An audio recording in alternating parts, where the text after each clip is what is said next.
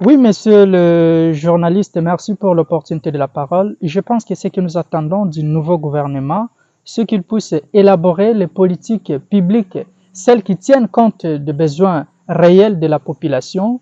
Voilà la véritable mission que doit jouer le prochain gouvernement. Si l'essor des Congolais est la préoccupation des envies politiques de nos élus. Voilà. Évidemment, parce que nous parlons de la sortie du nouveau gouvernement, alors que nous savons que tout ceci, c'est l'ambition du président de la République, M. Antoine Tshisekedi Tshilombo. Et alors, maintenant, qu'est-ce qu'il peut faire? Qu'est-ce qu'aujourd'hui le président de la République démocratique du Congo peut faire pour réussir son mandat, son deuxième mandat surtout? Merci, monsieur le journaliste, encore une fois pour l'opportunité de la parole. Je pense que le président Félix, il a un défi à relever dans ce pays. Le président Félix Antoine Tshisekedi, notre président, aura réussi son deuxième mandat si seulement les choix des animateurs des institutions porteraient sur la compétence plutôt que sur le poids politique.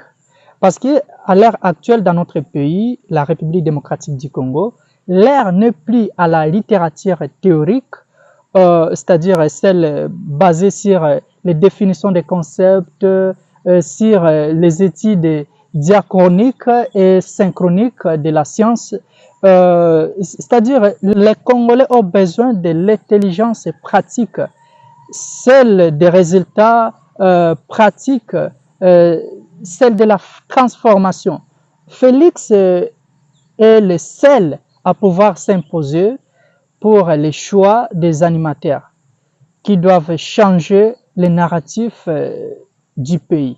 C'est-à-dire on a tant de figures et tant d'hommes dans ce pays, on ne doit pas se baser sur l'intelligence théorique. On a des hommes compétents, nous avons des gens comme, par exemple, je cite par hasard, à l'occurrence, Monsieur Augustin Matata Pogno. C'est quelqu'un, lorsqu'il était chef du gouvernement, on a bien respiré dans ce pays. Aujourd'hui, on a des gens comme Jean-Paul Oliaou. Donc, pour ne citer que cela, nous avons des compétences pareilles qui peuvent aujourd'hui nous aider, que de se baser sur des poids politiques. Partant de ces éléments que vous avez évoqués,